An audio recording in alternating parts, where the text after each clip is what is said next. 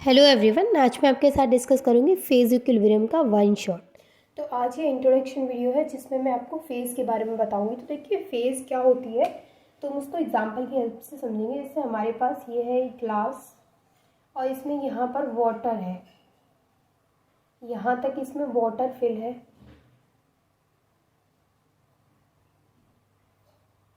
ये देखिए ये ग्लास के अंदर यहाँ पर क्या है, वाटर है और इसके ऊपर क्या है, यहाँ पर इतने पार्ट में ऑयल है।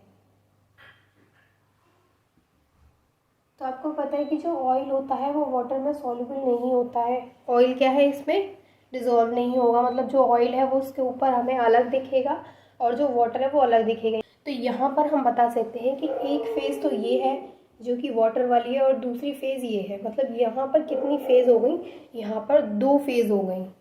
ठीक है, ऐसे ही हम और एग्जाम्पल से समझ सकते हैं। जैसे हमारे पास ये एक एग्जाम्पल है जिसमें कई सारी गैसेस हैं।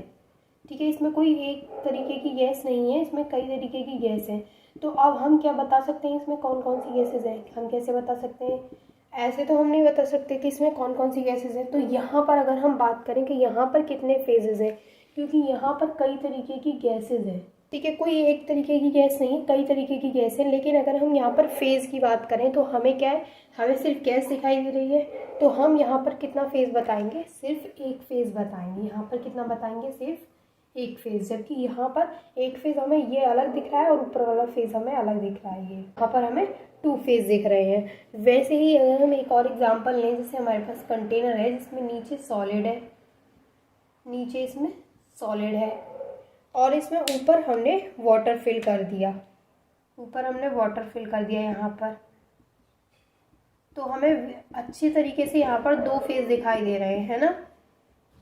तो यहाँ पर कितने फेज विजिबल हैं, यहाँ पे टू फेज विजिबल हैं, एक ये वाला और एक ये वाला। तो यहाँ पर भी कितने हो गए हैं, टू फेज हो गए हैं। मतलब आपको समझ में आ रहा है कि फेज क्या होता है। देखिए सबसे पहले मैं आपको इसकी डेफिनेशन नोट करवाती हूँ, देन मैं अगेन समझाऊंगी कि फेज का मतलब क्या होता है। तो फेज की डेफिनेशन आप कैसे लिखेंगे, देखिए फेज की डेफिनेशन आप लिखेंगे a homogeneous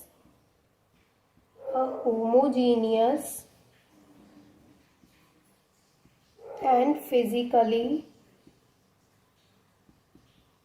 physically distinct part of a heterogeneous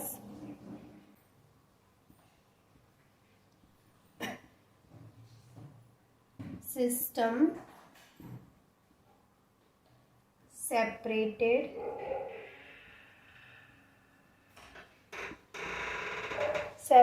by a well defined boundary. देखिए इसका मतलब क्या होता है, मैं अभी एक्सप्लेन करूंगी, डोंट वरी, आपको बहुत अच्छे से क्लियर हो जाएगा कि फेज का मतलब क्या होता है। यहाँ पर दे रखा है a homogeneous and physically distinct part of a heterogeneous system separated by a well defined boundary. जैसे कि अगर हम बात करें इसको एग्जाम्पल से समझने की, तो यहाँ पर हमने क्या कर लिया है, हमने यहाँ पर दो तरीके के लिक्विड ले लिए हैं। ऊपर हमने यहाँ पर ऑयल ले लिया है और नीचे हमने यहाँ पर वाटर ले लिया है। अब बात करें हम ऑयल की, तो यहाँ पे हम ऑयल की बात करें तो ऑयल क्या है, ऑयल अपने आप में होमोजीनियस है। बात करें वाटर की तो वाटर भी अपने आप में क्या है, होमोजीनियस है। लेकिन जब ये दोनों साथ में आ गए हैं, यानी ये अपने आप में होमोजीनियस है, ये अपने आप में होमोजीनियस है, लेकिन जब इन दोनों को साथ में हमने एक साथ एक ग्लास में रख दिया, एक कंटेनर में रख दिया, तो अब ये जो मिक्सर है वो कैसा है, हेट्रोजीनियस है। यानी ये एक दूसरे में क्या होंगे, ये एक दूसरे में सॉल्युबल नहीं होंगे। तो ये कैसा मिक्सचर हो गया, अब हमारे पास ये हेट्रोजीनियस हो गया। तो यहाँ पर जो ऑयल है और वाटर है वो हेट्रोजीनियस मिक्सचर है, यानी कि हमें दोनों के बीच में क्या दिखेगी, एक वेल डिफाइंड बाउंड्री दिखेगी। यहाँ पर क्या है, ये वेल डिफाइंड बाउंड्री। तो ये जो वेल डिफाइंड बाउंड्री हमें दिख रही है, तो इससे हमें पता चल रहा है कि एक फेज ऊपर है, एक फेज नीचे है, यानी कि ऑयल ऊपर है, वाटर नीचे है। तो यहाँ पर कितने फेज हो गए, दो फेज हो गए। यहाँ पर कितने फेज हो गए, 2 फेज हो गए। तो फेज की डेफिनेशन क्या होती है, a homogeneous and physically distinct part, यानी कि होमोजीनियस, जैसे मैंने आपको बताया ये खुद में क्या है, कि खुद में होमोजीनियस है, part of a heterogeneous system. लेकिन जब ये दोनों आपस में मिले, आपस में इन दोनों को एक दूसरे के साथ जोड़ दिया गया, जब वाटर में ऑयल को हमने डाल दिया तो एक हेट्रोजीनियस सिस्टम इन्होंने बना लिया, यानी कि जो सिस्टम हमें मिला फिर वो कैसा था, वो हेट्रोजीनियस था। जब हम ऑयल को देखेंगे और वाटर को देखेंगे तो वो क्या है, वो होमोजीनियस है। लेकिन जब ये आपस में मिल गए दोनों तो क्या मिल गया, एक हेट्रोजीनियस सिस्टम मिल गया। फेज की डेफिनेशन क्या आपको क्लियर हो गई, यानी कि यहाँ पर क्या है कि यहाँ पर होमोजीनियस दो मिक्सचर है, अपने आप में वो होमोजीनियस है। जब वो दोनों आपस में मिल गए तो एक हेट्रोजीनियस सिस्टम बन गया, जिसमें एक वेल डिफाइंड बाउंड्री हमें दिख रही। तो हमें पता चल रहा है कि यहाँ पर कितने फेजेस हैं, 2 फेजेस हैं। देखिए ये जो सिस्टम है इसके अंदर ज़रूरी नहीं है सिर्फ 2 ही फेज हों, 2 से ज़्यादा भी हो सकते हैं, ठीक है, 1 भी हो सकता है, 2 से ज़्यादा भी हो सकते हैं, 3 भी हो सकते हैं। तो ये ज़रूरी नहीं है कि उसके अंदर सिर्फ एक ही फेज हो। तो ये पॉइंट आप नोट करके लिख लीजिए। सिस्टम में combine, a system may combine one or more than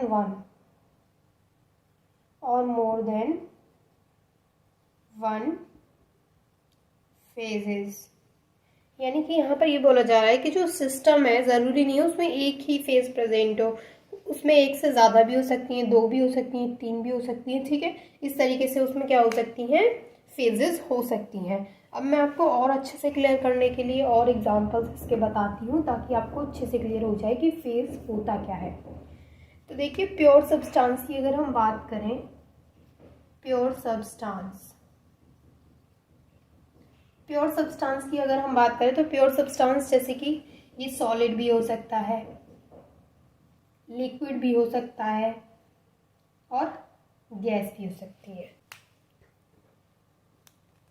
तो प्योर सब्सटेंस में जैसे मैंने ऑक्सीजन को ले लिया, ये क्या है, ऑक्सीजन गैस, ये क्या है, प्योर है, इसमें ऑक्सीजन के अलावा और कुछ भी नहीं है। तो ये क्या है, ये प्योर है, ठीक है। और हमने इसमें आइस का एग्जांपल ले लिया, तो ये क्या है, ये प्योर है, मतलब ये बिल्कुल प्योर है, इसमें और कुछ भी नहीं है। तो यहाँ पर हम एक फेज बोलेंगे, यहाँ पर हम कितना फेज बोलेंगे, यहाँ पर हम एक फेज बोलेंगे क्योंकि ये प्योर सब्सटेंस है। तो जी ये भी प्योर सब्सटेंस है, ये भी प्योर सब्सटेंस है। तो यहाँ पर कितना फेज मिलेगा हमें, सिर्फ एक फेज मिलेगा। अब जैसे मिक्सचर ऑफ गैसेस है, मिक्सचर ऑफ गैसेस, गैसेस का अगर मिक्सचर है तो देखिए गैसेस का मिक्सचर है, मतलब वहाँ पर गैसेस कितनी भी हो सकती है। जैसे कि यहाँ पर गैसेस का मिक्सचर है O2 का एंड N2 का, इन दोनों गैस का मिक्सचर है। तो इन दोनों गैस का मिक्सचर है, इससे ज़्यादा गैसेस का मिक्सचर भी हो सकता है। तो यहाँ पर दोनों गैसेस का जब मिक्सचर बन जाएगा तो क्या वेल डिफाइंड बाउंड्री हमें वहाँ पे विजिबल होगी, नहीं। तो वहाँ पर हम क्या बोलेंगे, हम बोलेंगे कि सिर्फ एक ही फेज है। इस कंडीशन में हम बताएंगे कि सिर्फ एक फेज है। और जब वो प्योर स्टेट में प्योर सब्सटेंस होगा तो भी वहाँ पे हम एक फेज बताएंगे, और गैसेस का अगर मिक्सचर हो जाता है तो भी वहाँ पे हम एक फेज बताएंगे, क्योंकि सारी गैसेस हैं तो पता ही नहीं चलेगा कि इसमें कौन कौन सी गैसेस है, ठीक है। थर्ड है mixable liquid, mixable liquids. Mixable liquids क्या होते हैं, जो कि डिज़ोल्व हो जाते हैं, मतलब सॉल्युबल हो जाते हैं। तो मिक्सेबल लिक्विड में हम एग्जांपल लेंगे, जैसे हमारे पास है अल्कोहल, अल्कोहल है हमारे पास, और जब अल्कोहल को हम वाटर में मिक्स कर देते हैं, जब अल्कोहल को हम वाटर में मिक्स कर देंगे तो यहाँ पर हमें वेल डिफाइंड जो बाउंड्री है वो नहीं विजिबल होगी। तो वेल डिफाइंड बाउंड्री विजिबल नहीं होगी तो मतलब हमें सिर्फ एक ही फेज यहाँ पर दिखेगा, क्योंकि ये क्या है, मिक्सेबल लिक्विड्स है। तो यहाँ पर भी हमें सिर्फ एक ही फेज दिखेगा। लेकिन हाँ, अगर ऑयल और वाटर का कॉम्बिनेशन होता तो वहाँ थे तो दोनों लिक्विड, यहाँ भी दोनों लिक्विड है, लेकिन वाटर एंड ऑयल के कॉम्बिनेशन में हमको 2 फेज दिखाई देंगे। क्यों देंगे, क्योंकि वहाँ पर क्या है कि जो ऑयल है वो वाटर में सॉल्युबल ही नहीं है, तो जो ऑयल है वो अलग दिखाई देगा और जो वाटर है वो अलग दिखाई देगा। लेकिन अल्कोहल एंड वाटर ये जो है ये मिक्सेबल लिक्विड्स हैं, तो यहाँ पर क्या है, ये दोनों एक दूसरे में डिजॉल्व हो जाएंगे, तो हमें सिर्फ एक ही फेज यहाँ पर पता लगेगा, ठीक है। आगे हम बात करते हैं नॉन मिसिबल लिक्विड्स की। तो नॉन मिसिबल लिक्विड्स में हम सबसे पहले एग्जांपल लेंगे ऑयल इन वाटर का। देखिए नॉन मिसिबल की अगर हम बात करें तो नॉन मिसिबल इसकी अगर हम बात करें तो हम यहाँ पे क्या लेंगे, ऑयल लेंगे और वाटर लेंगे। तो यहाँ पर हमें पता चल रहा है कितने फेज हमें दिखेंगे, यहाँ पे हमें 2 फेजेस दिखेंगे क्योंकि जो ऑयल है वो वाटर में सॉल्युबल नहीं है। नेक्स्ट हम समझेंगे एक्वस सॉल्यूशन के बारे में। देखिए एक्वस सॉल्यूशन मतलब क्या होता है। देखिए नेक्स्ट हम एक्वस सॉल्यूशन के बारे में समझेंगे। तो जैसे हमारे पास है NaCl को जब हम वाटर में डालेंगे, जब हम नमक को वाटर में डाल देंगे तो हमारे पास मतलब जो नमक होता है वो वाटर में अच्छे से डिज़ोल्व हो जाएगा। तो हमें सिर्फ कितना फेज़ दिखेगा, एक फेज़ दिखेगा। जब नमक वाटर में अच्छे से डिज़ोल्व हो जाएगा तो कितना फेज़ दिखेगा, सिर्फ एक फेज़ दिखेगा। लेकिन यहाँ पर एक और चीज़ है कि अगर NaCl और वाटर का सैचुरेटेड सोल्यूशन हो। देखिए सैचुरेटेड सोल्यूशन क्या होता है कि हम पानी में नमक को डालते जाएंगे लेकिन एक स्टेज ऐसी आएगी कि जहाँ पर जो नमक है पानी में वो डिज़ोल्व होना बंद हो जाएगा। तो जो नमक है वो पानी में नीचे जा कर के जमना स्टार्ट हो जाएगा। तो उस स्टेज में हम बता सकते हैं कि वहाँ पर कितने फेज़ हो गए हैं। वहाँ पर एक फेज़ नहीं है, एक से ज़्यादा फेजेस हैं। तो ऐसा किस केस में होगा, जब सैचुरेटेड सॉल्यूशन होगा NaCl और H2O का। तो यहाँ पर एक चीज़ लिख लीजिए आप कि जब सैचुरेटेड सॉल्यूशन होगा तो जो NaCl है और वाटर है उसमें हमें 3 फेज़ देखने को मिलेंगे। 3 फेज़ देखिए कैसे मिलेंगे, अभी मैं बताती हूँ आपको। उसमें हमें 3 फेज़ देखने को मिलेंगे। अब 3 कौन से फेज़ देखने को मिलेंगे, तो एक तो दिखेगा उसमें सॉलिड पार्ट जो कि नीचे नमक उसमें जम जाएगा NaCl। तो एक तो हमें मिलेगा उसमें सॉल्ट जो कि सॉलिड पार्ट है उसका। दूसरा जो हमें उसका फेज़ मिलेगा वो मिलेगा सॉल्ट, एक्वस सॉल्यूशन मिलेगा सॉल्ट का।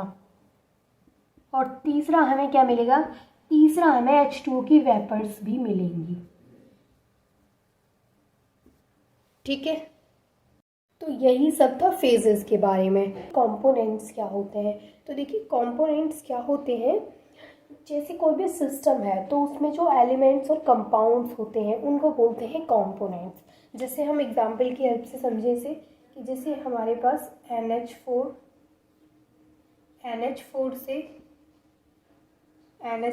ये सॉलिड है, गैसियस बन रहा है और इससे हमें NH3 प्लस HCl मिल रहा है जो कि गैसियस है।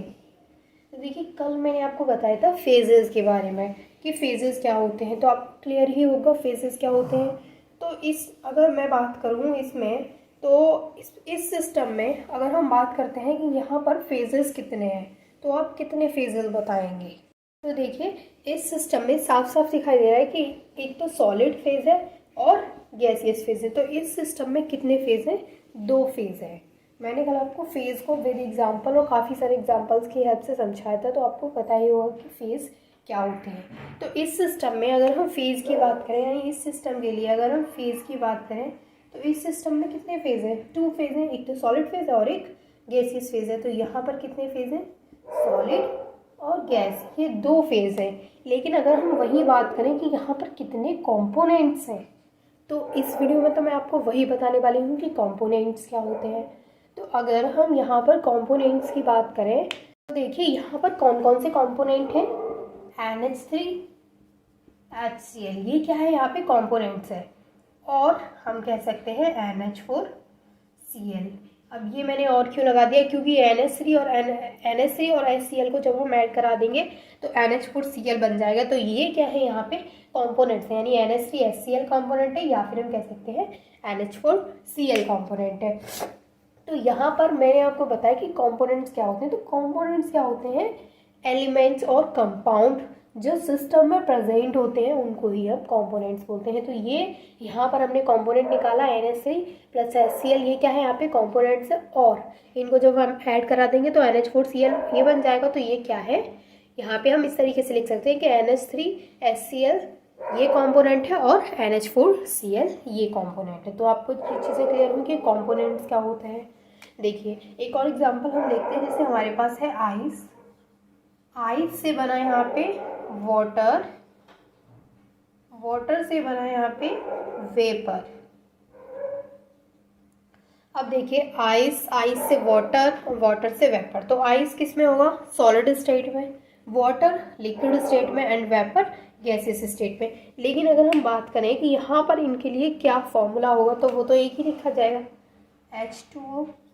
ये क्या है? सॉलिड स्टेट में। यहाँ पे H2O लिक्विड स्टेट में, यहाँ पे H2O गैसियस स्टेट में। तो यहाँ पर मैं आपको एक चीज़ बताती हूँ कि अगर इस सिस्टम के लिए हमें फेजेस पता करनी हो तो हम कितने फेजेस बताएंगे? तो जाहिर सी बात है इस सिस्टम में कितनी फेजेस हैं? 3 फेजेस हैं, सॉलिड लिक्विड एंड गैस। तो इस सिस्टम में कितनी फेजेस हैं? यहाँ पर फेज है 3। फेज कितनी है? यहाँ पे 3 फेज हैं। कौन कौन सी है? सॉलिड है, लिक्विड है एंड गैस है। ये 3 फेजेस यहाँ पर प्रेजेंट है। और अगर हम बात करें कि यहाँ पर कितने कंपोनेंट्स हैं, तो देखिए कंपोनेंट की अगर हम बात करें तो यहाँ भी H2O, यहाँ भी H2O, यहाँ भी H2O, यानी कि सभी जगह H2O है। तो अगर हम कंपोनेंट लिखेंगे तो सिर्फ एक ही कंपोनेंट तो लिखेंगे क्योंकि H2O ही है। जैसे मैंने यहाँ पर आपको बताया था, तो NH4Cl और यहाँ भी NH4Cl। तो हम ऐसे थोड़ी कि यहाँ पे कंपोनेंट में 2 बार NH4Cl लिखेंगे, नहीं, क्योंकि एक ही है कंपोनेंट, तो एक ही है। वो अलग अलग जगह अगर अलग अलग स्टेट में है वो बात अलग है कि ये सॉलिड स्टेट में है, ये लिक्विड स्टेट में है, ये गैसियस स्टेट में है, लेकिन कंपोनेंट तो हमारे पास यहाँ पर एक ही है। तो यहाँ पर जो कंपोनेंट है वो कितना लिखेंगे हम? यहाँ पर सिर्फ एक कंपोनेंट लिखेंगे। समझ में आ गया आपको कंपोनेंट क्या होता है? यहाँ पर इसके लिए हम सिर्फ एक कंपोनेंट लिखेंगे क्योंकि है तो 3 जगह लेकिन है तो एक ही, H2O ही है तीनों जगह। तो कंपोनेंट क्या हुआ? एक हुआ सिर्फ। अब मैं आपको इसकी डेफिनेशन बता देती हूँ। आपको ये चीज़ तो क्लियर होगी कि कंपोनेंट्स क्या होते हैं। मैंने विद एग्जांपल आपको एक्सप्लेन किया है, आई होप आपको क्लियर हो गया होगा। तो कंपोनेंट्स क्या होते हैं? A component is an element, a component is an element or a compound present in a system। ठीक है, डेफिनेशन लिखने के बाद आपको वो दोनों एग्जांपल्स लिखने हैं। मैं अगेन बता देती हूँ। आइस से वाटर, वाटर से वेपर, इसका भी H2O, इसका भी H2O, इसका भी H2O। ये गैसियस, ये लिक्विड, ये सॉलिड। यहाँ पे फेज कितनी है? फेज है यहाँ पर 3। और कंपोनेंट, कंपोनेंट कितना होगा? क्योंकि सभी जगह एक ही फॉर्मूला है तो हम एक ही कंपोनेंट यहाँ पर बताएंगे। तो ये चीज़ क्लियर हो गई। और दूसरा वाला एग्जांपल जो मैंने बताया था वो भी कर लीजिएगा, NH4Cl वाला। फेज रूल क्या होता है? तो देखिए फेज रूल जो है उसको सबसे पहले विलार्ड गिब्स ने दिया था, यानी जो फेज रूल है उसको दिया था विलार्ड गिब्स ने। ये जो फेज रूल होता है इसको किसने दिया था? Given by Willard. इसको विलार्ड गिब्स ने दिया था। और इन्होंने क्या दिया था? तो इन्होंने एक मैथमेटिकल रिलेशनशिप दिया था, यानी कि F इक्वल C-P+2। इन्होंने ये दिया था और इसको ही हम फेज रूल के नाम से जानते हैं। अब ये क्या होता है, इसमें F क्या होता है? तो देखिए जो विलार्ड थे उन्होंने क्या दिया था? उन्होंने ये दिया था mathematical relationship F equal C-P+2 और इसी को फेज रूल बोला जाता है। तो यहाँ पर ये जो F है, यहाँ पर ये जो F है वो है degree of freedom. F is equals to क्या है? Degree of freedom. यहाँ पर ये जो C है वो क्या है? C इज इक्वल्स टू है number of components, number of components. और जो यहाँ पर P है वो है नंबर ऑफ फेजेस। P है यहाँ पर नंबर ऑफ फेज। यहाँ पर ये चीज़ क्लियर हुई आपको कि उन्होंने जो रिलेशनशिप दिया था f is equals to c minus P plus two, इसमें f क्या है, degree of freedom, c number of components and p number of phase. देखिए फेज क्या होती है इसको मैंने आपको बता दिया है, इससे प्रीवियस वीडियो में कंपोनेंट्स क्या होते हैं इसको भी बता दिया है। डिग्री ऑफ फ्रीडम को भी नहीं बताया तो मैं वो आपको नेक्स्ट वीडियो में बता दूंगी। आज की तो वीडियो बहुत ही छोटी होने वाली है क्योंकि यही होता है फेज रूल। अब मैं आपको बताती हूँ कि इसको लिखेंगे कैसे आप अपनी नोटबुक में। ठीक है, फेज रूल में क्या है, बस ये रिलेशनशिप आपको याद रखना है और ये याद रखना है कि एफ क्या होता है, पी क्या होता है एंड सी क्या होता है। बाकी तो ये फेज रूल बहुत ही सिंपल है। तो देखिए जो फेज रूल है इसको हम कैसे लिखेंगे, सबसे पहले लिखेंगे this is given by Willard Gibbs. इसको विलार्ड गिब्स ने दिया था। सेकेंड पॉइंट में हम लिखेंगे mathematical relationship between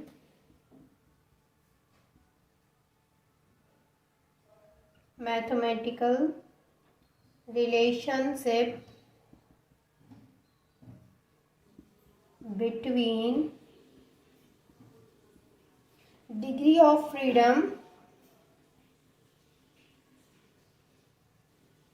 of freedom,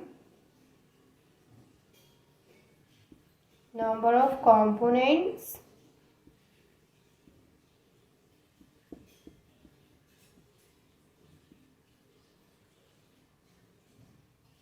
and number of phases।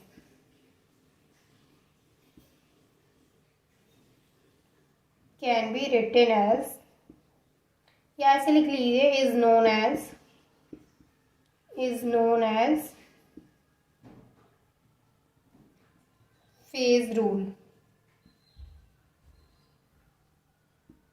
यानी कि जो मैथमेटिकल रिलेशनशिप है degree of freedom, number of components and number of phases के बीच में, उसी को हम क्या बोलते हैं, फेज रूल बोलते हैं। तो मैथमेटिकल रिलेशनशिप क्या है, F is equals to C minus P plus two, where F is equals to degree of freedom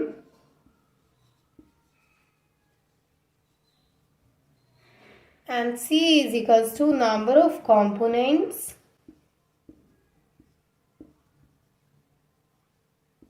and the last one is P is equals to number of phases. So this is the phase rule.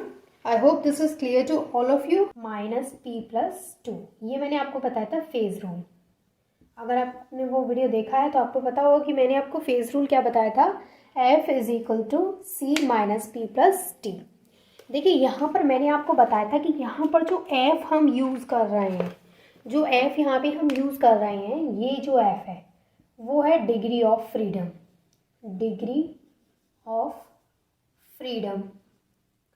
और मैंने आपको ये भी बताया था कि यहाँ पे हम जो C यूज़ कर रहे हैं वो है नंबर ऑफ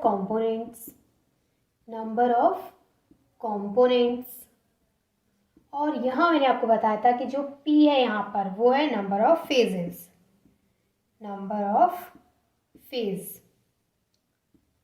ये चीज़ मैंने आपके साथ डिस्कस की थी। मैंने आपको बताया था फेज रूल के बारे में, और मैंने जो आपको फेज रूल बताया था वो बताया था F is equal to C minus P plus two. जहाँ पे मैंने आपको एफ का मीनिंग बताया था, यहाँ पे एफ है वो है डिग्री ऑफ फ्रीडम, जो सी है यहाँ पे वो है नंबर ऑफ कंपोनेंट्स एंड जो पी है यहाँ पर वो है नंबर ऑफ फेज। तो मैं आपको एक चीज़ और बता देती हूँ कि यहाँ पर जो कंपोनेंट्स होते हैं, कंपोनेंट्स क्या होते हैं और फेज क्या होते हैं, इन दोनों चीज़ों को मैं आपको बहुत ही अच्छे से अलग अलग वीडियो में एक्सप्लेन कर चुकी हूँ। यानी एक वीडियो में मैंने आपको बताया था कि फेज क्या होते हैं, और उसके बाद मैंने दूसरी वीडियो में आपको बताया था कि नंबर ऑफ कंपोनेंट्स क्या होते हैं। तो मुझे लगता है आपने वो वीडियो देख रखे होंगे, नहीं देखे तो आप जा करके देख सकते हैं कि फेज क्या होता है और कंपोनेंट्स क्या होता है। आज हम जो बेसिकली बात करने वाले हैं वो है डिग्री ऑफ फ्रीडम। आज हम डिग्री ऑफ फ्रीडम यानी कि इस एफ के बारे में बात करेंगे। तो चलिए स्टार्ट करते हैं। देखिए डिग्री ऑफ फ्रीडम क्या होता है, इसको सबसे पहले मैं आपको एक एग्जांपल की हेल्प से समझाती हूँ। लेट्स सपोज कि हमारे पास एक सिलेंडर है,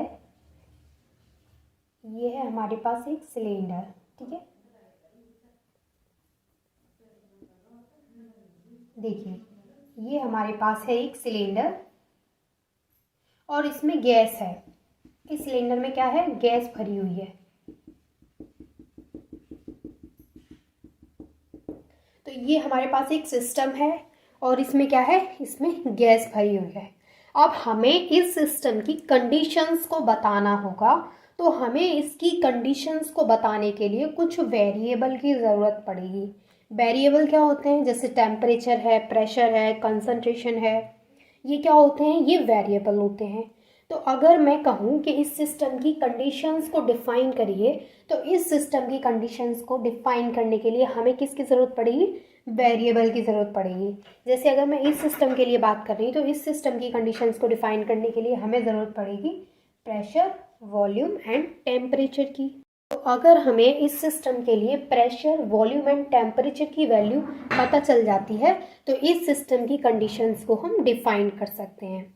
ऐसा भी हो सकता है कि अगर हमें इनमें से किसी दो चीज़ों की वैल्यू पता चल जाए, यानी ये जो हमारे पास तीन वैल्यू हैं इनमें से अगर हमें किसी दो वैल्यू को पता करने अगर हम, तो हम किसी तीसरी वैल्यू को उनकी हेल्प से निकाल सकते हैं। तो देखिए जो डिग्री ऑफ फ्रीडम होती है वो क्या होती है, यानी वो कम से कम वेरिएबल की वैल्यू, जो वेरिएबल हमने यहाँ पे यूज़ कर रखे हैं, वेरिएबल की सबसे कम वैल्यू जिसकी हेल्प से हम उस सिस्टम की कंडीशंस को डिफाइन कर सकते हैं, वो होती है डिग्री ऑफ फ्रीडम। जैसे एक और एग्जांपल से समझते हैं तब अच्छे से क्लियर होगा। जैसे हमारे पास है ये कंटेनर, ठीक है, हमारे पास ये एक बंद कंटेनर है जिसमें क्या है, इस कंटेनर में, यानी ये वाटर सिस्टम है, लेट्स सपोज ये वाटर सिस्टम है जिसमें H2O से, सबसे पहले ये जो H2O है वो सॉलिड है यानी आइस है, और उससे हमें क्या मिल रहा है, लिक्विड, और उससे हमें क्या मिल रहा है, वेपर, ठीक है। अब देखिए यहाँ पर ये क्या है, सॉलिड स्टेट में आइस है, ये वाटर है, और ये यहाँ पे वेपर है। तो कुछ सिस्टम ऐसे होते हैं जिनके लिए अगर हम डिग्री ऑफ फ्रीडम की बात करें, जैसे यहाँ पर वाटर है तो यहाँ पे आइस है, आइस से वाटर, वाटर से वेपर में कन्वर्ट हो रहा है। तो कुछ सिस्टम ऐसे होते हैं जिनके लिए हमें वेरिएबल की ज़रूरत नहीं पड़ती है, यानी कि ये सिस्टम ऐसे होते हैं जिनको हमें पहले से ही पता होता है कि किस टेम्परेचर पर ये जो आइस है वो मेल्ट होकर के वाटर में कन्वर्ट हो जाएगी और किस टेम्परेचर पर वाटर वेपर में कन्वर्ट हो जाएगा। तो इसके लिए हमें वेरिएबल्स की ज़रूरत नहीं पड़ती है।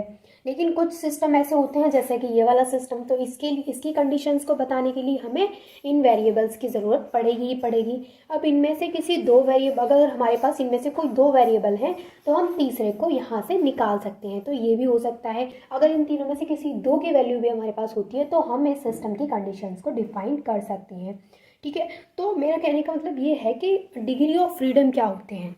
तो देखिए किसी सिस्टम की डिग्री ऑफ फ्रीडम जो होती है वो छोटे से छोटा नंबर होता है। जैसे कि अगर मैं इस सिस्टम की बात करूं तो इस सिस्टम की अगर मुझे डिग्री ऑफ फ्रीडम बतानी है तो इसकी डिग्री ऑफ फ्रीडम क्या होगी, तो जितने वेरिएबल मैं कम से कम यूज़ करूंगी इस सिस्टम की कंडीशंस को बताने के लिए, उन वेरिएबल का जो नंबर होगा वो कम से कम नंबर जिसकी हेल्प से मैं इस सिस्टम के कंडीशंस को डिफाइन कर सकती हूँ, वो नंबर क्या होगा, वो उसका डिग्री ऑफ फ्रीडम होगा। लेट्स सपोज कि मैंने आपको बोला था अभी कि ये हमारे पास एक सिस्टम है और मैंने आपको बताया कि इस सिस्टम की कंडीशंस को डिफाइन करने के लिए हमारे पास प्रेशर, वॉल्यूम एंड टेम्परेचर की वैल्यू हमें पता होनी चाहिए। तो मैंने आपको बताया था कि अगर हमारे पास ये जो वेरिएबल हैं इनमें से किसी दो वेरिएबल की वैल्यू भी होती है तो हम उसकी हेल्प से इस तीसरे की वैल्यू को निकाल सकते हैं और हम फिर उसकी हेल्प से इसकी कंडीशंस को बता सकते हैं। तो मतलब हमें इस सिस्टम की कंडीशंस बताने के लिए कम से कम कितने वेरिएबल की ज़रूरत होगी, क्योंकि मैंने अभी आपको बताया कि कम से कम दो वेरिएबल, यहाँ पे कम से कम दो की वैल्यू हमारे पास होनी ही चाहिए, तभी हम इसकी कंडीशंस को बता सकते हैं, क्योंकि उन दो की वैल्यू से हम किसी तीसरे की वैल्यू निकाल लेंगे। जैसे एक फॉर्मूला भी होता है PV = RT, तो अगर हमारे पास PV की वैल्यू हो तो हम इसकी वैल्यू निकाल लेंगे T की। तो यहाँ पर कहने का मतलब ये है कि यहाँ पर अगर हम इस सिस्टम की बात करें तो यहाँ पर कोई दो वेरिएबल हमारे पास होने ही चाहिए, तभी हम इस सिस्टम की कंडीशंस को बता पाएंगे। तो कम से कम कितने वेरिएबल की ज़रूरत है इस सिस्टम की कंडीशंस बताने के लिए? तो इस सिस्टम की कंडीशंस बताने के लिए कम से कम 2 वेरिएबल होने ही चाहिए। तो इस सिस्टम की जो डिग्री ऑफ फ्रीडम होगी वो क्या होगी? इस सिस्टम के लिए डिग्री ऑफ फ्रीडम क्या होगी? 2 होगी। क्यों होगी?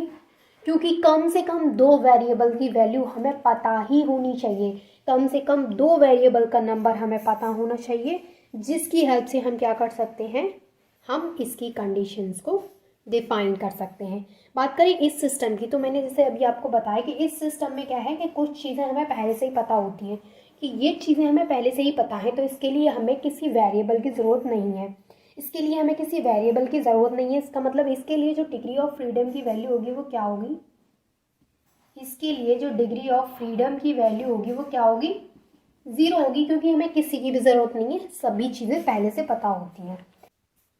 अब हम एक और एग्जांपल लेकर के समझते हैं। यहाँ पर मैंने आपको बताया कि इस सिस्टम के लिए डिग्री ऑफ फ्रीडम क्या होगा? 0 होगा, क्योंकि यहाँ पर हमें किसी वेरिएबल की ज़रूरत नहीं है इसकी कंडीशंस को डिफाइन करने के लिए। अब मैं आपको एक और इसका एग्जांपल कराती हूँ, फिर हम इसकी डेफिनेशन को भी डिस्कस करेंगे कि डेफिनेशन क्या है इसकी। सबसे पहले ये हमारे पास एक सिस्टम है जिसमें CO2 एंड N2, इसमें CO2 एंड N2 गैस है और ये इक्विलिब्रियम पर, ठीक है।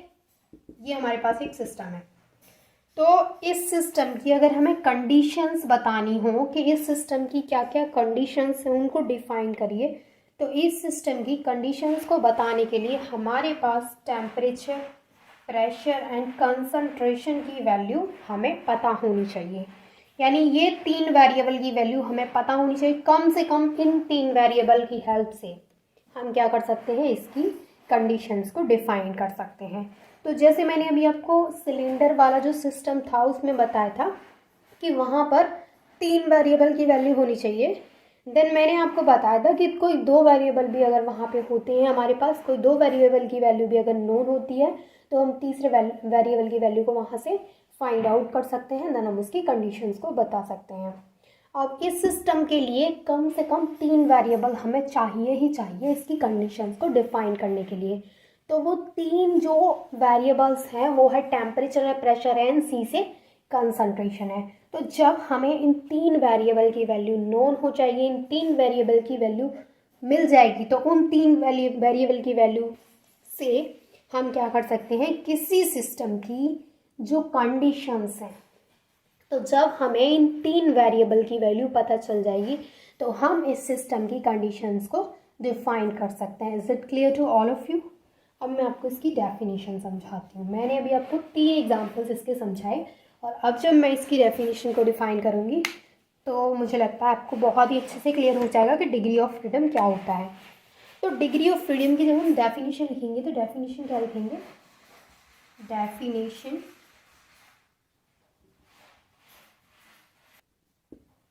तो ये है इसकी डेफिनेशन आपको क्लियर हो गई होगी कि डिग्री ऑफ फ्रीडम क्या होता है।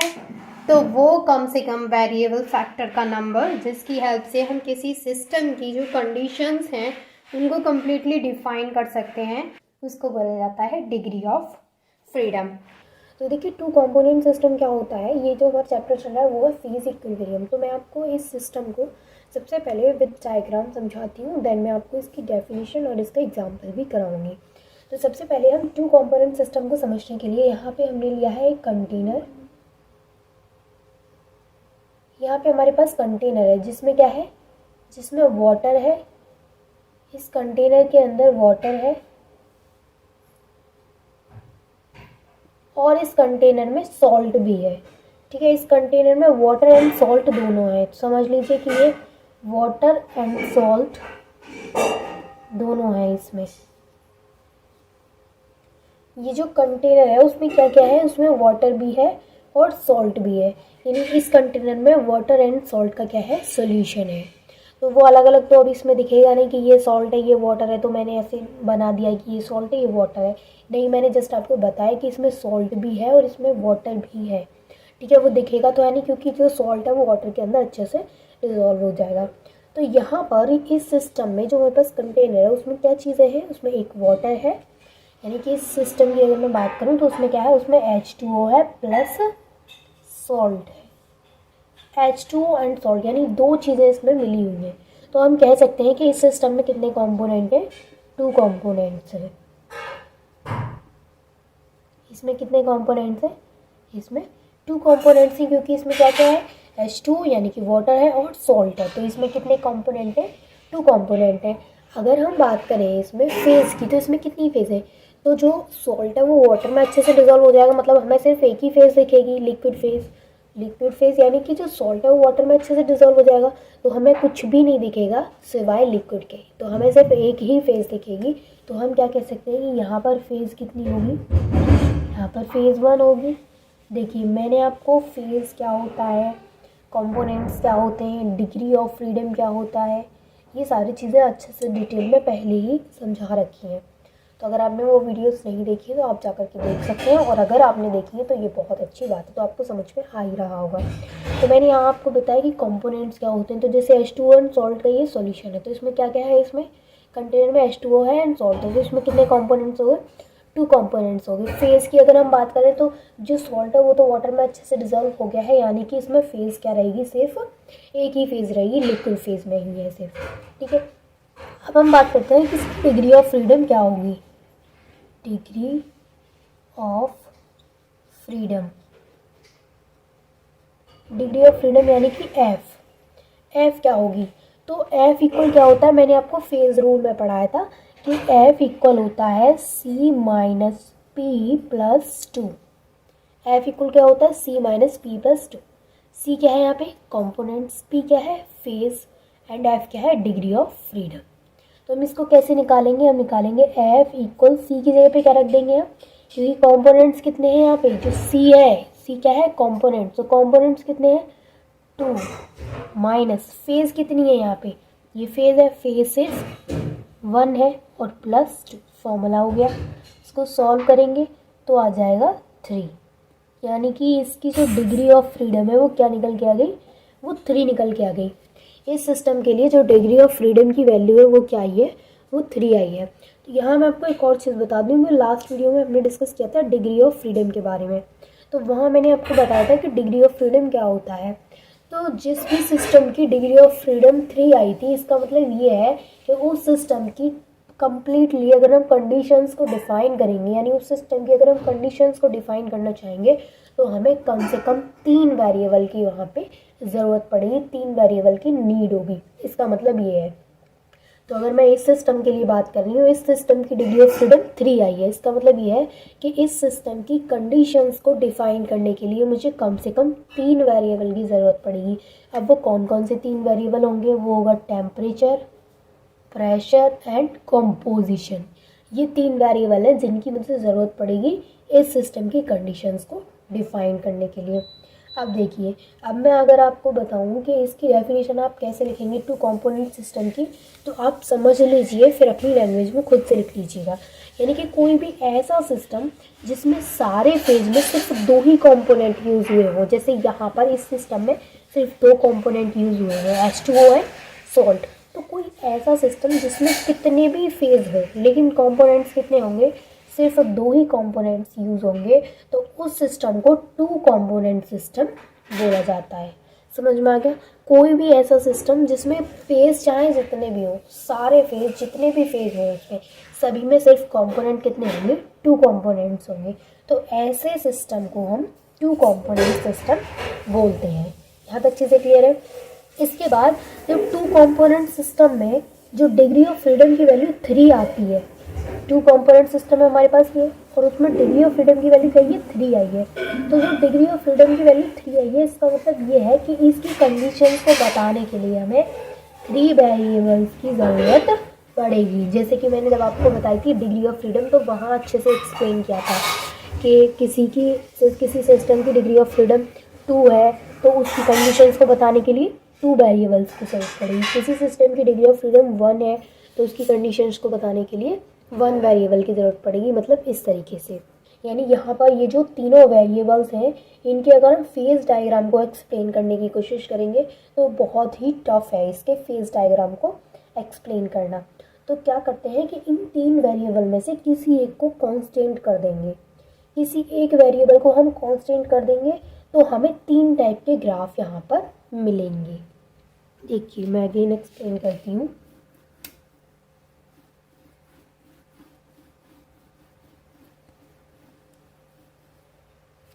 देखिए डिग्री ऑफ फ्रीडम क्या निकल के आया था, हमारा डिग्री ऑफ फ्रीडम निकल के आया था 3। उस सिस्टम के लिए डिग्री ऑफ फ्रीडम क्या था, 3 निकल के आया था। तो अगर हम 3, ये जो 3 डिग्री ऑफ सिस्टम हमारे पास निकल के आया है, डिग्री ऑफ सिस्टम 3 है, इसका मतलब 3 वेरिएबल की ज़रूरत पड़ेगी हमें उसकी कंडीशंस को बताने के लिए उस सिस्टम की। तो यहाँ पर बोला जा रहा है कि ये जो तीनों वेरिएबल हैं अगर हम इनके फेज डायग्राम को एक्सप्लेन करना चाहेंगे तो इसके फेज डायग्राम को, ये जो तीनों वेरिएबल यहाँ पे हैं कौन कौन से हैं, टेम्परेचर है ना, टेम्परेचर, प्रेशर एंड कंपोजिशन, यही तो थे।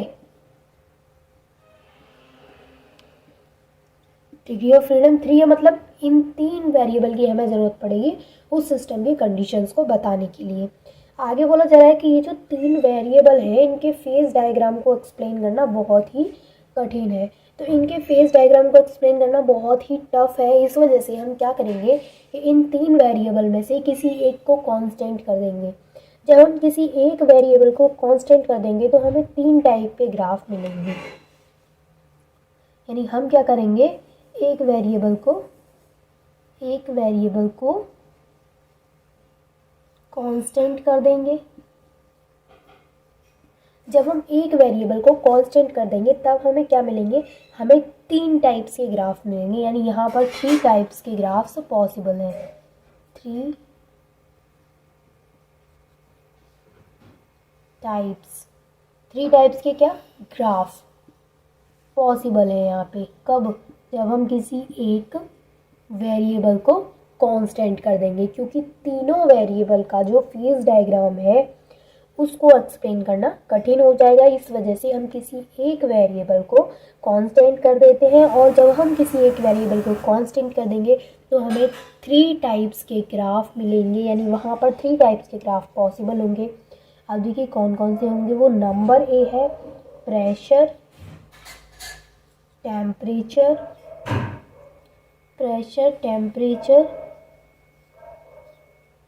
डायग्राम, प्रेशर टेम्परेचर डायग्राम यानी कि पीटी डायग्राम। प्रेशर और टेम्परेचर यहाँ पे यूज हुआ, यानी कि यहाँ पर इस केस में कंपोजिशन को क्या कर दिया गया है, कांस्टेंट कर दिया गया है। सेकेंड टाइप का जो हमें ग्राफ मिलेगा वो मिलेगा temperature,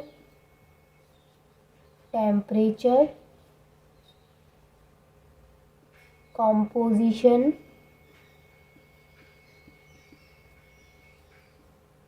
diagram. Temperature composition diagram यानी कि टी और सी। तो टेम्परेचर कंपोजिशन डायग्राम में क्या है, इस पी को, यानी यहाँ पे प्रेशर नहीं तो प्रेशर को कांस्टेंट कर दिया गया है। थर्ड टाइप का जो हमें यहाँ पे ग्राफ मिलेगा वो है प्रेशर कंपोजिशन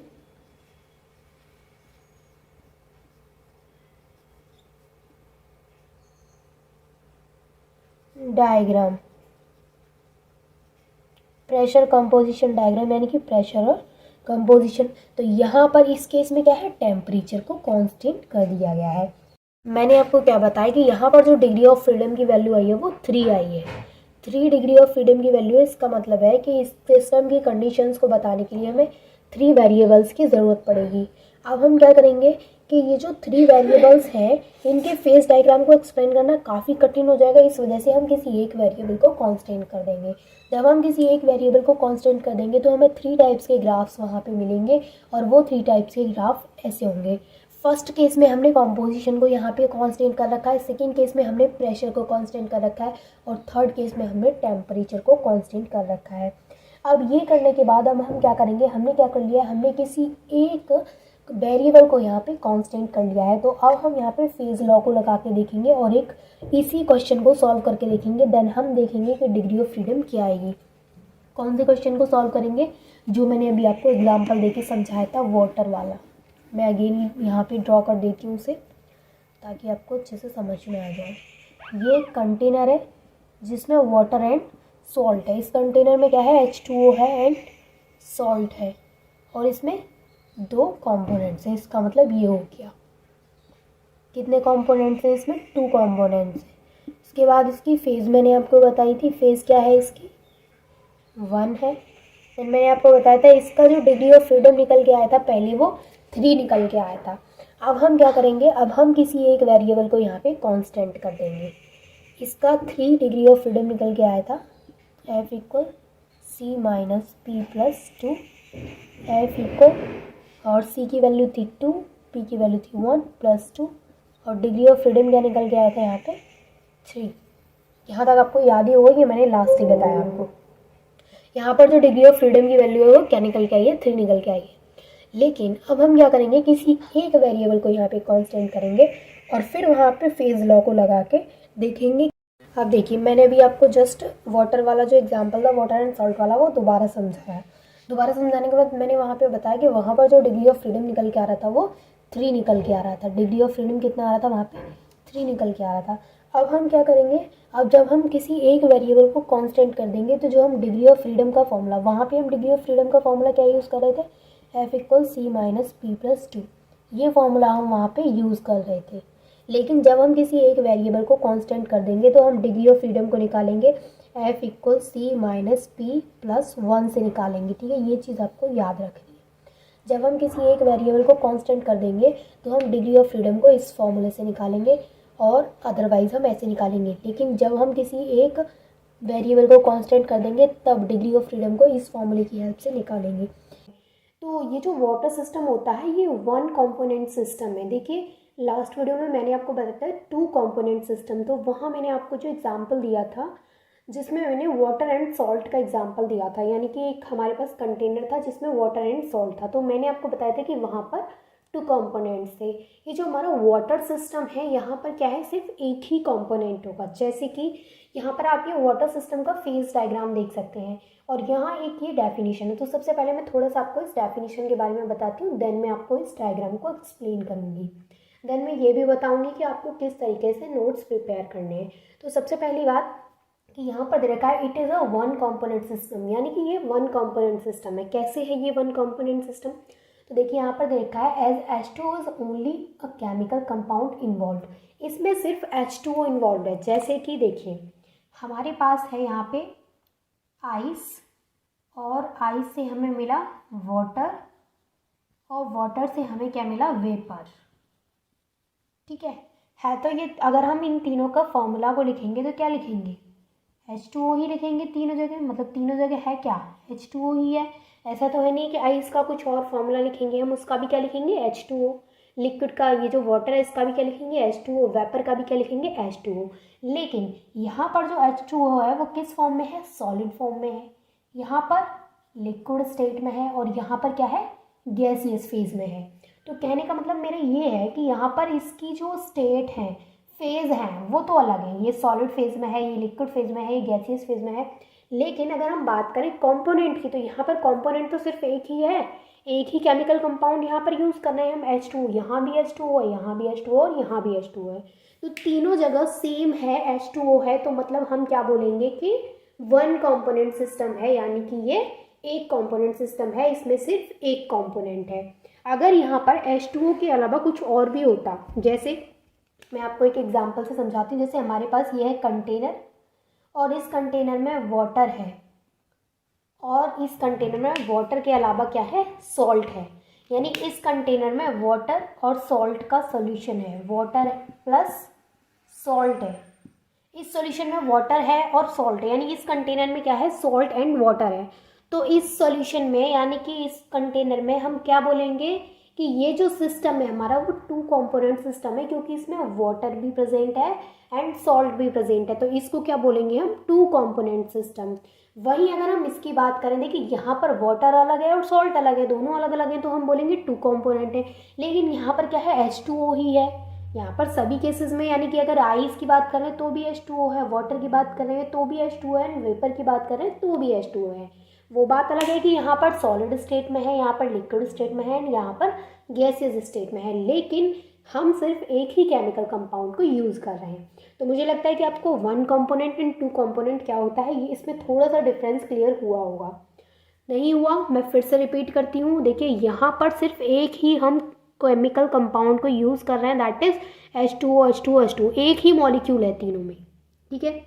लेकिन यहाँ पर इस एग्जाम्पल में आप देख सकते हैं, इस सिस्टम की अगर हम बात करें तो इस सिस्टम में क्या है, वाटर है और सॉल्ट है, दो अलग अलग चीज़ें हैं यहाँ पे, वाटर एंड सॉल्ट। तो मतलब यहाँ पर क्या है, दो कंपोनेंट है। Is it clear to all of you? यहाँ तक आपको चीज़ें क्लियर? आपको ये चीज़ तो क्लियर हो गई होगी कि one component and two component system क्या होता है। और टू कंपोनेंट सिस्टम को मैंने इससे पहले वाली वीडियो में बहुत ही अच्छे से डिटेल में विद एग्जांपल समझाया है।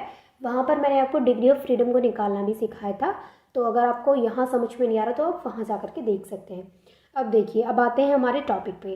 तो हमारा टॉपिक है वाटर सिस्टम। तो हम वाटर सिस्टम के फेज डायग्राम को देखेंगे, जो कि आप देख सकते हैं कि फेज डायग्राम में अभी थोड़ा टफ लग रहा होगा आपको, बट मैं जब एक्सप्लेन करूँगी तो आपको इजीली समझ में आ जाएगा कि वाटर सिस्टम का फेज डायग्राम किस तरीके से ड्रॉ किया जाता है। तो first of all I will discuss with you कि इसकी डेफिनेशन क्या है। तो इसकी डेफिनेशन क्या है कि it is a one component system, यानी कि ये एक वन कंपोनेंट सिस्टम है जिसमें सिर्फ एक ही केमिकल कंपाउंड इन्वॉल्व है। और वो केमिकल कंपाउंड क्या है यहाँ पर जो इन्वॉल्व है, वो मॉलिक्यूल क्या है, H2O, ठीक है। Water exist in 3 possible phases. जैसे मैंने आपको बताया कि यहाँ पर तीनों का जो फॉर्मूला है, तीनों का जो केमिकल कंपाउंड है वो क्या है, एक ही है, H2O है। लेकिन जो H2O है वो 3 अलग अलग फेजेस में यहाँ पर प्रेजेंट है, यानी जो वाटर होता है वो 3 अलग अलग फेजेस में एग्जिस्ट कर सकता है, सॉलिड, लिक्विड एंड वेपर। यानी कि सॉलिड में मतलब आइस, वाटर, एंड वाटर में मतलब लिक्विड हो गया, और वेपर में मतलब गैस हो गया। तो यहाँ पर ये बोला जा रहा है कि water exist in 3 possible phases. जो वाटर है वो 3 पॉसिबल फेजेस में एग्जिस्ट करता है। कौन कौन सी फेजेस हैं वो, सॉलिड है वो, लिक्विड है वो, एंड वेपर है वो। यहाँ तक चीज़ें क्लियर? अब मैं आपको एक्सप्लेन करती हूँ वाटर सिस्टम का जो डायग्राम है, फेज डायग्राम। उसके लिए मैं सबसे पहले आपको इस डायग्राम को थोड़ा सा समझाती हूँ। देखिए यहाँ पर ये जो मैंने नोट किया है ये है टेम्परेचर, और ये जो मैंने नोट किया है ऊपर ये है प्रेशर। तो यहाँ इस डायग्राम में क्या दिखाया जा रहा है, इस डायग्राम में दिखाया जा रहा है कि अगर हम यहाँ पर देखिए, यहाँ पर जो सेंटर में O है, अगर हम इस टेम्परेचर के इधर साइड बढ़ते हैं तो आइस में कन्वर्ट हो रहा है वाटर। वाटर किस में कन्वर्ट हो रहा है, आइस में कन्वर्ट हो रहा है। और अगर हम इस टेम्परेचर के इधर साइड बढ़ते हैं तो जो वाटर है वो यहाँ पर वेपर में कन्वर्ट हो रहा है। और जो बीच में है हमारा वो क्या है, वो मेल्टिंग पॉइंट है, यानी यहाँ पर जो है वो मेल्टिंग पॉइंट है, और इससे आगे जाने पर वेपर में कन्वर्ट हो जाएगा, और इससे पीछे आने पर वो सब्लिमेशन यानी कि वो आइस में कन्वर्ट हो जाएगा। अब मैं आपको इसको बहुत अच्छे से क्लियर कराऊंगी, पहले मैं ये डेफिनेशन यहाँ से इरेज करती हूँ, ठीक है। अब हम इसको एग्जाम्पल की हेल्प से और बहुत ही अच्छे तरीके से क्लियर करेंगे कि क्या होता है। तो सबसे पहले मैं आपको बताऊंगी यहाँ पर कि हम इसके फेज डायग्राम को अब एक्सप्लेन करेंगे।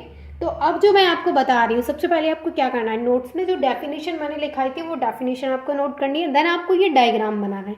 इस डायग्राम के बाद जो जो मैं यहाँ पे चीज़ें नोट करवाऊंगी वो चीज़ें अगर आप अपने नोट्स में नोट कर लेते हैं तो ये आपके लिए सफिशियंट रहेगा, ठीक है। अब देखिए मैं आपको बताती हूँ, सबसे पहले हम क्या करेंगे, यहाँ पे कर्व लेंगे। अब कौन सा कर्व हम लेने वाले हैं, हम इस फेज डायग्राम में सबसे पहले इस कर्व को लेंगे, O से A तक के कर्व को।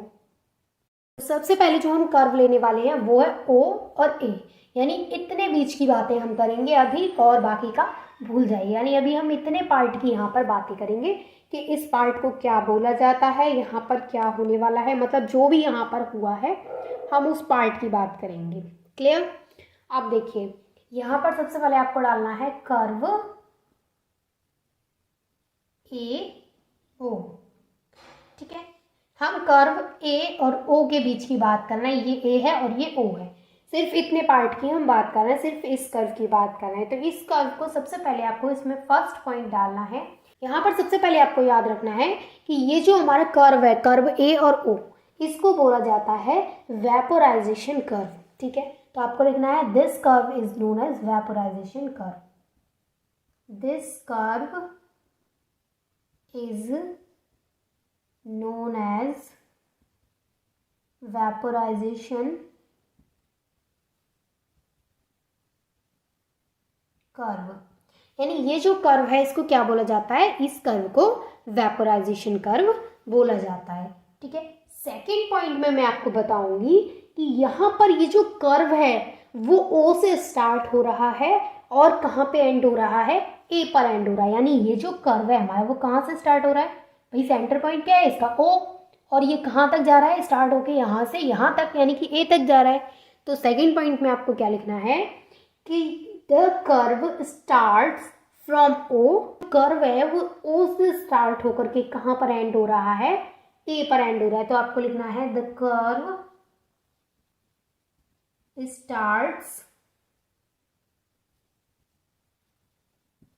स्टार्ट्स फ्रॉम ओ एंड, ये एंड देखिए यहाँ पर मैंने लिखा है ए एंड डी एंड, और यहाँ पर मैंने लिखा है ई एंड डी एंड, यानी कि एंड्स कहाँ पर खत्म हो रहा है, एंड्स एट ए। यानी ये जो कर्व है वो ओ से स्टार्ट होकर के और ए पर एंड हो रहा है। दोनों पॉइंट क्लियर। फर्स्ट पॉइंट इसको वेपोराइजेशन कर्व बोला जाता है, सेकेंड पॉइंट ये ओ से स्टार्ट होकर के ए पर खत्म हो रहा है। थर्ड पॉइंट है कि ये वाटर एंड वेपर के बीच के इक्विलिब्रियम को शो करता है। ये जो कर्व है ए और ओ के बीच का, थर्ड पॉइंट डालना है, ये क्या करता है, ये वाटर एंड वेपर के बीच के इक्विलिब्रियम को शो करता है। तो ये क्या करता है, show equilibrium between water and vapour, यानी वाटर एंड वेपर के बीच के इक्विलिब्रियम को शो करता है ये कर्व। तो ये चीज़ क्लियर है आपको। फर्स्ट कर्व में आपको सिर्फ ये 3 पॉइंट्स लिखने हैं और फटाफट से नोट कर लीजिए, देन मैं नेक्स्ट आपको समझाती हूँ। अब मैं आपको बताऊंगी क्रिटिकल पॉइंट के बारे में। देखिए क्रिटिकल पॉइंट क्या होता है, अभी मैं एक्सप्लेन करूंगी आपको तो क्लियर हो जाएगा कि क्रिटिकल, ये प्रेशर है और ये टेम्परेचर, ये चीज़ क्लियर। और आपको ये चीज़ क्लियर हो गई, ये कर्व ओ और ए के हमें 3 पॉइंट्स नोट करने हैं, और क्या क्या नोट करने हैं I have already discussed with you. ठीक है, अब मैं आपको बताऊंगी क्रिटिकल पॉइंट क्या होता है। तो जो क्रिटिकल पॉइंट होता है उस पर जो क्रिटिकल टेम्परेचर होता है उसको बोलते हैं हम 374 डिग्री सेल्सियस टेम्परेचर क्या होता है, क्रिटिकल। यानी जो क्रिटिकल पॉइंट होता है उसका जो टेम्परेचर होता है वो क्या होता है 374 डिग्री सेल्सियस, और जो प्रेशर होता है वो होता है 217.5। तो यहाँ पर आपको लिखना है थोड़ा सा क्रिटिकल पॉइंट। क्रिटिकल पॉइंट के बारे में मैं थोड़ा सा आपको बताती हूँ, देन मैं आपको ये कर्व इनके बारे में भी एक्सप्लेन करूँगी, डोंट वरी। तो सबसे पहले मैं आपको थोड़ा सा बताती हूँ क्रिटिकल पॉइंट के बारे में। तो eight critical point the temperature 374 degree Celsius and the pressure 217.5 atm। ठीक है, तो क्रिटिकल पॉइंट पे क्या होगा, क्रिटिकल पॉइंट पर जो टेम्परेचर होगा वो कितना होगा 374 डिग्री सेल्सियस, एंड जो प्रेशर होगा वो कितना होगा 217 atm, 217.5। क्लियर। अब देखिए at critical temperature the phase liquid and vapour merge to each other. ये जो क्रिटिकल टेम्परेचर होता है इस पे क्या हो जाता है, क्रिटिकल टेम्परेचर पर जो लिक्विड फेज है और जो वेपर फेज है वो दोनों आपस में मर्ज हो जाते हैं, मतलब मिल जाते हैं एक दूसरे में। तो सेकेंड पॉइंट में आपको ये लिखना है कि जो क्रिटिकल टेम्परेचर है उस पर जो हमारा लिक्विड फेज है और जो वेपर फेज है वो दोनों क्या कर जाते हैं, मर्ज कर जाते हैं। तो आपको क्या लिखना है, at critical temperature liquid the phases, लिखिए at critical temperature the phases liquid and vapour merge to each other. Clear, समझ में आ गया आपको ये दोनों पॉइंट। फर्स्ट पॉइंट में क्या बताया मैंने कि इसका टेम्परेचर और प्रेशर क्या होता है क्रिटिकल पॉइंट पे। सेकेंड पॉइंट में मैंने आपको बताया कि जो क्रिटिकल टेम्परेचर होता है उस पर जो लिक्विड फेज है और जो वेपर फेज है वो क्या कर जाते हैं, वो मर्ज हो जाते हैं। ठीक है, अब मैं यहाँ पर आपको बताती हूँ फेज लॉ इक्वेशन को। देखिए मैं यहाँ पे आपको बताती हूँ phase law equation. Phase law equation क्या होती है।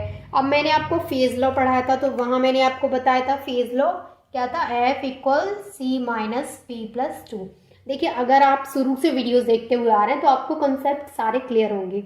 यहाँ पर जो F होता है वो डिग्री ऑफ फ्रीडम होता है, C कंपोनेंट्स होते हैं, P फेजेस होते हैं। और देखिए phases, components and degree of freedom इन तीनों के ऊपर सेपरेट वीडियो है। फेज क्या होता है ये भी मैंने बताया है, कंपोनेंट्स क्या होते हैं ये भी एक वीडियो में बताया है, और डिग्री ऑफ फ्रीडम क्या होती है ये भी एक वीडियो में बताया है। ज़्यादा बड़ी बड़ी वीडियोस नहीं है, आप जा करके इजीली चेक कर सकते हैं।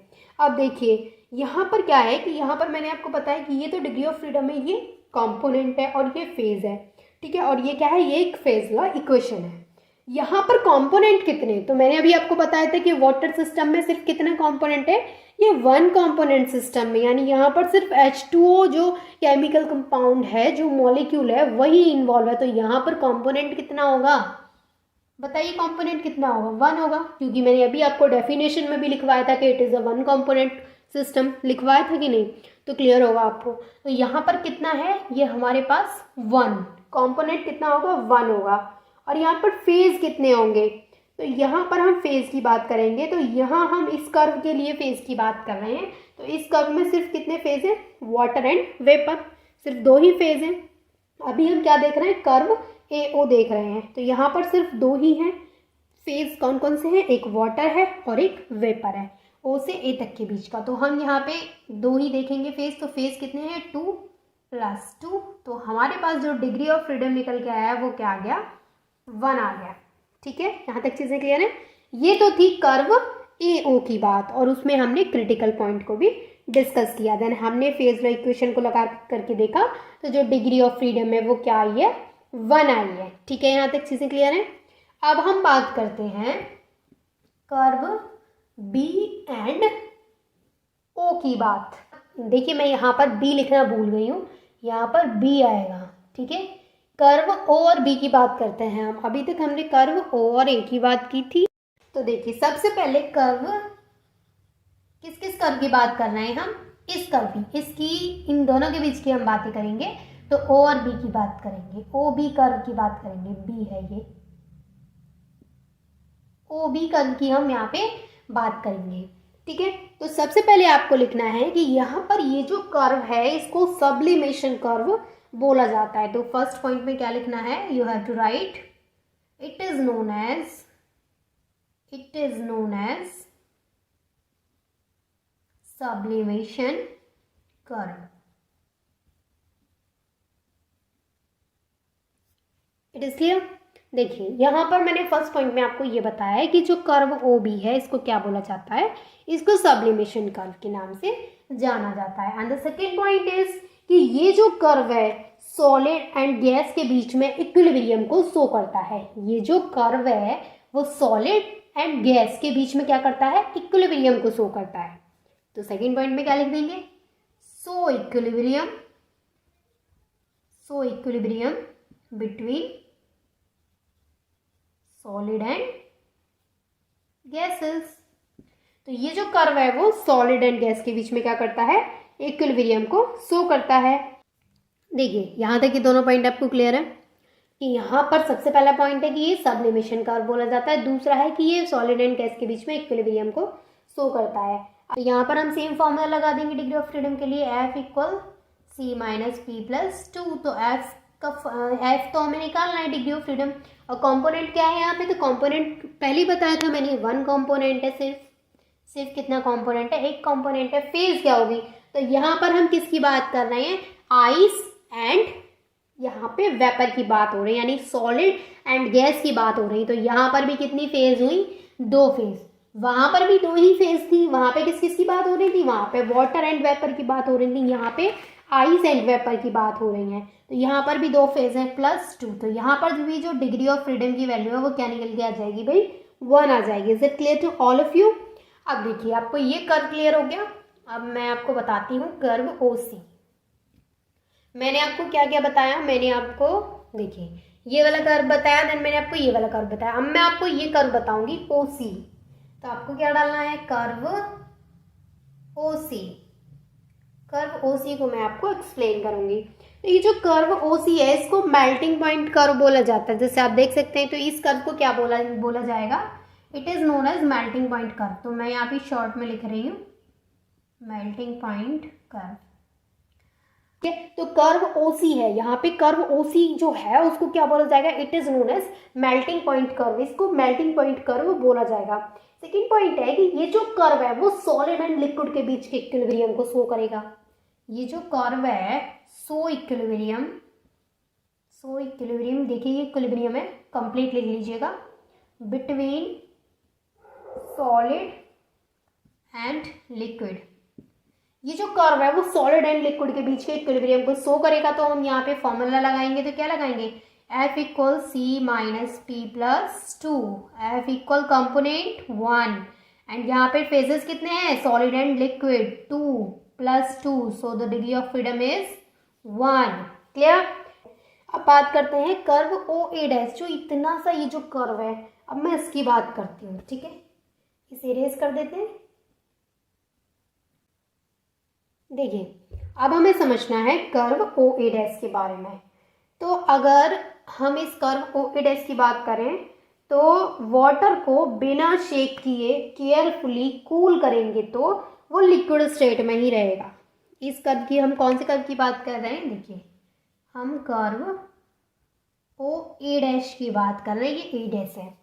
तो यहाँ पर अगर हम वाटर को बिना शेक किए, मतलब बिना उसको हिलाए, केयरफुली जब हम उसको कूल करेंगे तो वो लिक्विड स्टेट में ही रहता है, यानी विदाउट शेकिंग, विदाउट शेक। हम उसको बिना हिलाए केयरफुली जब कूल करेंगे तो वो लिक्विड स्टेट में ही रहेगा, लिक्विड स्टेट में ही रहेगा। यानी जब हम वाटर को बिना शेक किए केयरफुली कूल करेंगे तो वो किस स्टेट में रहेगा? लिक्विड स्टेट में ही रहेगा। लेकिन जब हम इस सुपर कूल्ड लिक्विड को, देखिए इसको ना सुपर कूल्ड लिक्विड बोला जाएगा, लेकिन जब हम इस सुपर कूल्ड लिक्विड को थोड़ा सा शेक कर देंगे, अगर हम इस सुपर कूल्ड लिक्विड को थोड़ा सा शेक कर देंगे तो ये तुरंत आइस यानी कि सॉलिड में कन्वर्ट हो जाता है। मेरे कहने का मतलब ये है कि मैं यहाँ पे जो सुपर कूल्ड लिक्विड की बात कर रही हूँ, जो वाटर की बात कर रही हूँ, उसको अगर हम हिलाएंगे नहीं और केयरफुली कूल करेंगे तो वो लिक्विड स्टेट में ही रहेगा। लेकिन जब हम उसको क्या कर देंगे? उसको शेक कर देंगे, थोड़ा सा भी अगर हम उसको शेक कर देंगे तो वो किस में कन्वर्ट हो जाएगा? वो आइस यानी कि सॉलिड में कन्वर्ट हो जाएगा। ठीक है, और जो OA डैश और ये जो OA डैश है और जो OB है, ये दोनों आपस में मर्ज हो जाएंगे। ठीक है, समझ में आ गया? मैंने आपको क्या बताया OA डैश में कि जब हम इस लिक्विड को, जो वाटर है, उसको बिना शेक किए केयरफुली कूल करते हैं तो वो लिक्विड स्टेट में रहेगा। लेकिन जब उसको शेक कर देते हैं तो वो सॉलिड स्टेट में आ जाएगा, यानी कि आइस बन जाएगा। और जो OA डैश हैं और जो OB हैं, ये दोनों आपस में मर्ज हो जाएंगे, ये दोनों कर्व आपस में मर्ज हो जाएंगे। क्लियर हो गया? ठीक है, मैंने आपको इन कर्व्स के बारे में अच्छे से बता दिया। अब मैं आपको बताती हूँ ट्रिपल पॉइंट के बारे में। ट्रिपल पॉइंट क्या होता है? Do you have any idea triple point के बारे में? ट्रिपल पॉइंट, आपको पता है कुछ ट्रिपल पॉइंट के बारे में? ट्रिपल पॉइंट क्या होता है? तो देखिए ट्रिपल पॉइंट क्या होता है? The three curves OA, OB and OC meet at a point O which is known as triple point. यहाँ पर आप देख रहे हैं 3 कर्व मिल रहे हैं, OA, OB एंड OC, और बीच में सेंटर को हम क्या बोल रहे हैं? O। तो ये जो सेंटर है इसको हम क्या बोलेंगे? Which is known as triple point. Triple point क्या है कि वहां पर 3 कर्व्स मिल रहे हैं और बीच का जो सेंटर है वो क्या है? O। तो इसको हम क्या बोलेंगे? इसको बोलेंगे हम ट्रिपल पॉइंट। ठीक है, फर्स्ट पॉइंट में आप क्या लिखेंगे यहाँ पे? मैं बोल देती हूँ तो आप जल्दी जल्दी लिख लीजिए। मैं यहाँ पे ना शॉर्ट में लिख दूंगी। आप लिखेंगे the three curves OA, OB and OC, the three curves OA, OB and OC meet at a point, meet at a point, एक पॉइंट पर मिलते हैं। कौन से पॉइंट पर मिलते हैं? ओ पर। ये जो पॉइंट है बीच वाला क्या है? ओ। तो the three curves O A O B and O C meet at a point O, वो ओ पॉइंट पर मिलेंगे तो उस पॉइंट को हम क्या बोलेंगे? Which is known as triple point. Triple point देखिए मैंने ना शॉर्ट में लिख दिया है, तो मैंने जो बोला है आप वो लिखिएगा, ठीक है। यहाँ से जस्ट समझ लीजिए, मैंने शॉर्ट में आपको लिख के बता दिया है। और जो मैंने बोला है, मैंने क्या बोला है, पूरा लाइन मैंने बोला है, again I repeat, the three curves O A O B and O C meet at a point O which is known as triple point. Clear हो गया? अब मैं आपको सेकेंड पॉइंट इसका कराती हूँ कि at this point all the three phases namely ice, water and vapour को एग्जिस्ट। ये जो पॉइंट है यहाँ पर तीनों फेज एग्जिस्ट करती हैं। कौन कौन सी फेजेस हैं? सॉलिड फेज और लिक्विड फेज और वेपर फेज, यानी आइस, वाटर एंड वेपर। इस पॉइंट पर तीनों फेज एग्जिस्ट करती है। क्या क्या? Ice, water and vapour. तो क्या लिखना है? At this point all the three phases namely ice, water and vapour को एग्जिस्ट। एट दिस पॉइंट क्या क्या करती हैं? एग्जिस्ट करती हैं। Exist three phase. कौन कौन सी है वो फेज? आइस है, वाटर है एंड वेपर है। क्लियर हो गया दूसरा पॉइंट। थर्ड पॉइंट क्या है? ट्रिपल पॉइंट पर जो टेम्परेचर होता है वो 0.0098 degree Celsius and pressure 4.58 mm होता है। यानी यहाँ पर जो ट्रिपल पॉइंट है उसका टेम्परेचर क्या है? ये 0.0098 डिग्री सेल्सियस और इसका प्रेशर क्या है? 4.58 mm। तो जो हमारा जो ट्रिपल पॉइंट है उस पर टेम्परेचर क्या होता है? ये, और उसका प्रेशर क्या होता है? ये। तो थर्ड पॉइंट में आप लिखिए कि जो ट्रिपल पॉइंट पर जो टेम्परेचर होता है वो क्या होता है भाई? 0.0098 डिग्री सेल्सियस और इस पर प्रेशर क्या होता है? 4.58 mm। ठीक है। आगे आपको समझना है कि इस पॉइंट पर जो डिग्री ऑफ फ्रीडम होती है वो 0 होती है। मैंने आपको डिग्री ऑफ फ्रीडम में बहुत अच्छे से इसी एग्जाम्पल को लिया था, वाटर सिस्टम के एग्जाम्पल को लिया था, और वहाँ मैंने आपको बताया था कि इसकी जो डिग्री ऑफ फ्रीडम है वो 0 क्यों होती है। ठीक है, तो वो आप जा करके प्लीज़ चेक कर लीजिएगा। मैं यहाँ पे शॉर्ट में आपको बता दूंगी कि इस पॉइंट पर जो डिग्री ऑफ फ्रीडम क्या होती है, डिग्री ऑफ फ्रीडम यानी कि एफ क्या होती है? 0 होती है। क्यों होती है? क्योंकि कुछ चीज़ें हमें पहले से पता होती हैं कि ये किस जो वाटर है वो किस टेम्परेचर पर आइस में कन्वर्ट हो जाएगा, किस टेम्परेचर पर जब हम उसको हीट करेंगे तो वो वेपर में कन्वर्ट हो जाएगा। तो इस वजह से जो इसकी डिग्री ऑफ फ्रीडम होती है वो क्या होती है? 0 होती है। चलिए निकाल के देख लेते हैं। F equal C minus P plus 2, ये तो होता है डिग्री ऑफ फ्रीडम का फॉर्मूला। ठीक है, F इक्वल, यहाँ पर कॉम्पोनेंट क्या यूज़ कर रहे हैं हम? 1। इस जो हमारा ट्रिपल पॉइंट है इस पे कितने फेजेस हैं? तो यहाँ पे मैंने आपको पहले ही बता दी कि यहाँ पे 3 फेजेस एक्सिस्ट करते हैं, आइस, वाटर एंड वेपर। तो -3 करेंगे प्लस 2 करेंगे तो क्या आ जाएगा? 3, मतलब 0 आ जाएगा। जो डिग्री ऑफ फ्रीडम है वो क्या आ जाएगी?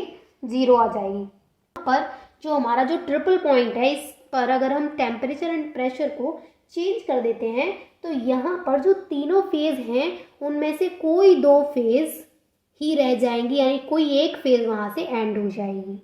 मतलब मैंने क्या बोल दिया? मैंने क्या बोला है कि अगर हम इस पॉइंट ट्रिपल पॉइंट पर प्रेशर एंड टेम्परेचर में कोई चेंजिंग ले आते हैं, मैं लिख के ही बता देती हूँ आपको, ऐसे कम याद रहेगा। देखिए 5th पॉइंट में आपको लिखना है कि अगर हम इस पॉइंट पर टेम्परेचर या फिर प्रेशर में कोई चेंज ले आते हैं, टेम्परेचर या फिर प्रेशर में चेंजिंग कर देते हैं, तो यहाँ पर क्या होगा? 3 फेज में से कोई एक फेज क्या हो जाएगी? एंड हो जाएगी। एक फेज एंड हो जाएगी, मतलब 2 ही फेज रह जाएंगी। थोड़ा सा आपको एरिया के बारे में और बताती हूँ। लास्ट मैं आपको एरिया के बारे में बताऊंगी, देन हम इस वीडियो को यहीं पे स्टॉप करेंगे क्योंकि टॉपिक भी हमारा कंप्लीट हो गया है। तो लास्ट में आपको बताऊंगी एरिया के बारे में। एरिया क्या होता है? इन फेज डायग्राम 3 एरियाज। यहाँ फेज डायग्राम में कितने एरिया है? 3 एरियाज हैं, कौन कौन से हैं? AOC, AOB and BOC। देखिए AOC, second AOB and third BOC, यानी ये वाला और ये वाला 3 एरियाज हैं। यहाँ पर जो AOC है वो क्या है? वाटर। जो यहाँ पर BOC है वो क्या है? आइस। जो यहाँ पर AOB है वो क्या है? वेपर। और अगर हम यहाँ पर डिग्री ऑफ फ्रीडम को कैलकुलेट करेंगे तो कैसे करेंगे? F = C - P + 2। तो यहाँ पर हम क्या निकालेंगे? F निकालेंगे। तो कंपोनेंट कितना है? सिर्फ 1 है। फेज AOC की वाटर है मतलब 1 है, BOC की 1 है, AOB की 1 है, मतलब फेज 1 है +2। तो F = 3 - 1 मतलब 2। डिग्री ऑफ फ्रीडम कितना निकल के आ गया? 2। तो यही था वाटर सिस्टम के बारे में। इतना सब कुछ लिख दीजिएगा, नोट्स आपके कंप्लीट हो गए हैं। तो मुझे लगता है आपको क्लियर हो गया होगा। And thank you so much for watching this video. अगर वीडियो अच्छी लगे तो लाइक ज़रूर कीजिएगा। Bye, take care.